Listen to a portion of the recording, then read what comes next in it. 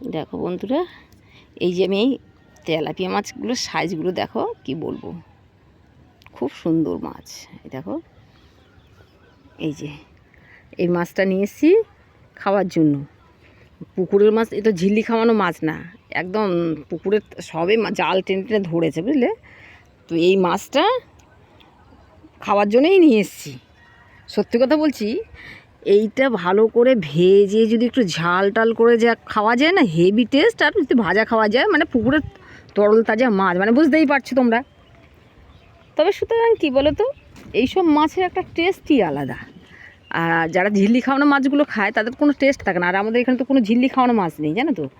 দেখো তেলাপিয়া মাছের সাইজটা শুধু দেখো, বিরাট তেলাপিয়া, 1 কেজি 200 একটা।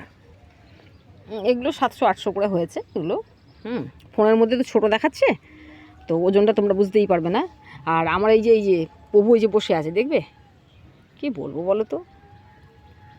বাবাই, বাবাই, ওই দেখবে, এই এই তুই এরকম করছিস কেন, তুই এরকম করছিস কেন, তুই এরকম করছিস কেন, আয় বসে আছে, খাবে। এত দুষ্টু, এত দুষ্টু, মাছ খাবে। দেখো সব বসে আছে, মাছ কাটবো আর খাবে, পাগলগুলো, দেখেছো। বাবাই, তুমি মাছু খাবে, ছোনা বাবা, তুমি ফঙ্ক বাবা, এ বাবা, এ নাও, এ নাও। ওলে বাবা, মাছু খাবে, আর কি খাবে। উফ, মাছ খাওয়ার জন্য বসে আছে দেখো। ও, কোন মাছু খাবে, বড় মাছু। ওই মাছগুলো খাবে, কাটবো আর ও খাবে। বড় মাছ খাওয়ার জন্য, এইটা বড় মাছ। বন্ধুরা যদি ভালো লাগে বলো, এই মাছটা কে কে খেতে চেয়েছো একটুখানি বলো, হ্যাঁ।